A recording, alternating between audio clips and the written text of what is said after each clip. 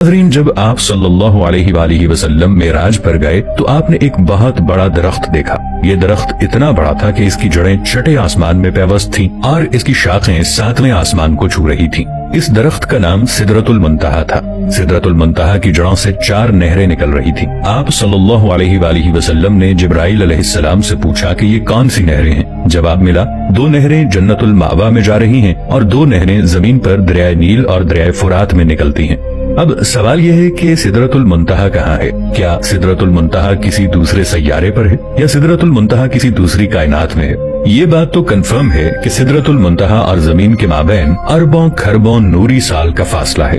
سوال یہ ہے کہ آخر زمین سے اتنا فاصلہ ہونے کے باوجود سدرۃ المنتہا سے نکلنے والا پانی زمین تک کس ذریعے سے پہنچ رہا ہے؟ زمین پر پانی کہاں سے آیا؟ یہ سوال ہمیشہ سے سائنسدانوں کے لیے ایک معمہ بنا رہا ہے۔ ایک عرصے تک سائنسدانوں کا یہ خیال تھا کہ زمین پر پانی کیمیائی عمل کے نتیجے میں وجود میں آیا۔ پانی پر تحقیق کرنے والے بہت سے جدید سائنسدانوں کا خیال ہے کہ زمین پر پانی کسی دوسرے سیارے سے آیا ہے۔ 20ویں صدی کے آغاز میں کچھ سائنسدانوں نے یہ نظریہ دیا تھا کہ زمین کے بننے کے فوراً بعد کئی سال تک شہاب ثاقب کی بارش ہوتی رہی تھی۔ عین ممکن ہے کہ یہ شہاب ثاقب اپنے ساتھ پانی زمین پر لائے ہوں۔ سوال یہ ہے کہ اگر دریائے فرات اور دریائے نیل میں پانی سدرۃ المنتہا کی جڑوں سے آتا ہے تو سائنس اس بارے میں کیا کہتی ہے؟ فی الحال انسان خلا میں جتنی دور تک دیکھ سکتا ہے کہیں سے بھی یہ اشارہ نہیں ملتا کہ آسمان سے کسی ذریعے سے زمین تک پانی آ رہا ہو۔ ادھر یہ سوال پیدا ہوتا ہے کہ پھر سدرۃ المنتہا سے نکلنے والی نہروں کا پانی زمین تک کیسے آ رہا ہے؟ حال ہی میں کچھ جاپانی سائنسدانوں نے دعویٰ کیا ہے کہ زمین پر پانی ریوگو نامی سیارچے سے آیا ہے۔ ریوگو نامی سیارچہ دراصل زمین سے 300 ملین کلومیٹر دور ایک بہت بڑا پتھر ہے۔ یہ پتھر اتنا بڑا ہے کہ اس کا سائز زمین کے کسی شہر جتنا بڑا ہے۔ یہ سیارچہ اربوں کھربوں نوری سال کا سفر طے کر کے ہمارے نظام شمسی میں پہنچا ہے۔ سوال یہ ہے کہ یہ سیارچہ جہاں سے آیا ہے کیا وہ جگہ سدرۃ المنتہا کا حصہ ہے؟ اب تک سائنس اس بات کو تسلیم ہی کر چکی ہے کہ زمین پر پانی کہیں اور سے آیا ہے۔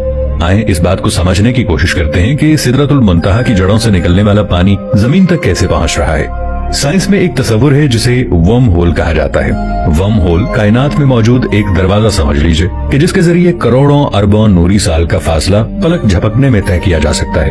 اگر ایک ورم ہول زمین پر ہو اور دوسرا ورم ہول کھربوں میل دور کسی دوسرے سیارے پر ہو تو آپ اس ورم ہول کے ذریعے سیکنڈ سے بھی کم وقت میں دوسرے سیارے پر پہنچ جائیں گے۔ لہٰذا کسی دوسری کائنات سے زمین تک پانی کا پہنچنا عین ممکن ہے۔ ہو سکتا ہے کہ سدرۃ المنتہا سے نکلنے والے دریا کسی ورم ہول کے ذریعے زمین تک آ رہے ہوں۔ قرب قیامت کی نشانیوں کو دیکھیں تو پتہ چلتا ہے کہ جب دجال آئے گا تو دریائے فرات کا پانی خشک ہو جائے گا۔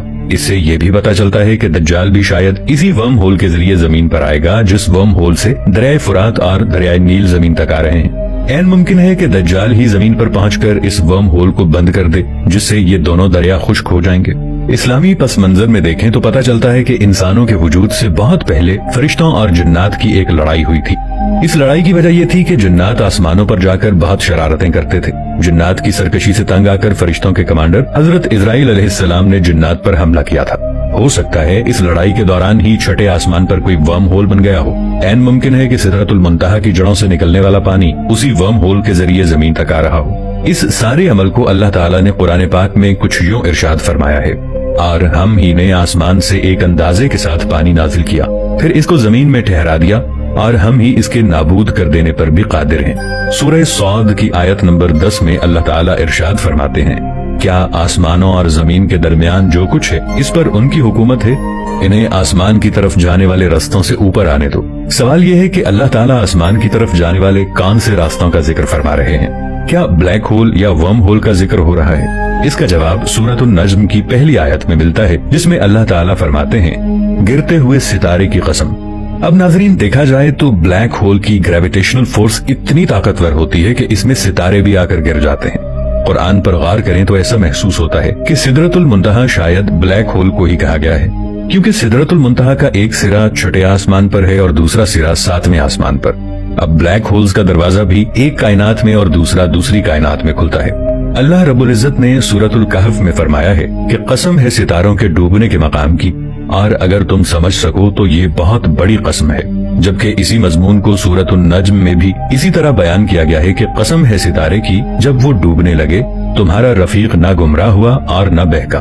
جبکہ اس سے اگلی آیات قرآنی میں واقعہ معراج کا ذکر کسی حد تک تفصیل کے ساتھ کیا گیا ہے۔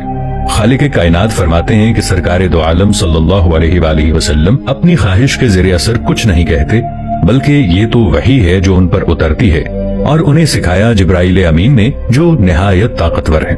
दोस्तों, सूरतुल कहफ की आयत पर अगर गौर किया जाए तो ईमान को मजीद तक़वियत मिलती है कि जिस दौर में ये आयत उतरी उस जमाने में ब्लैक होल यानी सितारों के डूबने के मकाम का तसव्वुर तक नहीं था, और शायद इसीलिए अल्लाह रब्बुल इज्जत ने फरमाया कि अगर तुम समझ सको तो ये एक बहुत बड़ी कसम है। और जब मेराज का वाक़या पेश आया और सूरतुन नज्म में फिर उसकी कसम खाई गई तो वो अहद जदीद के साइंसदानों के लिए एक दावत फिक्र से कम नहीं थी। अब जाके सदियों की तहकीक के बाद हमारी साइंस इस नतीजे पर पहुंची है कि इस कायनात में कुछ ब्लैक होल्स हैं और सितारे टूटकर उन ब्लैक होल्स में गुम हो जाते हैं। लेकिन साइंसदानों ने वाक़ई मेराज को बुनियाद बनाते हुए जब ब्लैक होल पर तहकीक की तो हैरत अंगेज इंकशाफात सामने आए और पता चला कि अल्लाह ने ऐसा क्यों फरमाया था कि अगर तुम समझ सको तो ये एक बहुत बड़ी कसम है। और ब्लैक होल्स को देखा जाए तो दर हकीकत इंसान ने आज से 1400 साल पहले ही इस कायनात की तस्खीर मुकम्मल कर ली थी। साइंसदानों का कहना है कि ये ब्लैक होल जिनमें बज़ाहिर रोशनी गुम हो जाती है, लेकिन ये भी तो मुमकिन है कि यही रोशनी दूसरे सिरे से निकलकर किसी नई दुनिया का पता देती हो। स्टीफन हॉकिंग के मुताबिक ये किसी दूसरी दुनिया में जाने का रास्ता है जहाँ से वापसी भी मुमकिन हो सकती है। उनकी राय है कि ब्लैक होल की शक्ल को बेरी के उस दरख्त से भी तशबीह दी जा सकती है जिसका जिक्र कुरान मजीद में मौजूद है।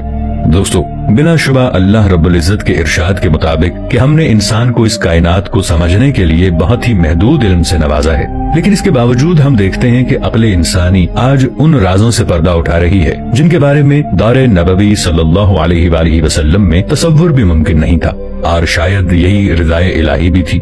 कुछ भी हो, जदीद साइंस ये तस्लीम करने पर मजबूर है कि इस जमीन से आसमान की तरफ जाने का रास्ता मौजूद है, और आज से 1400 साल पहले दौरे नबवी सल्लल्लाहु अलैहि वसल्लम में कुफ्फार जिन बातों का मजाक उड़ाया करते थे, साइंस की नई दरियाफ्तों से आज के इंसान के लिए नामुमकिन है कि वो इस्लाम, कुरान और नबी करीम सल्लल्लाहु अलैहि वसल्लम की हक्कानियत पे कोई शक कर सके।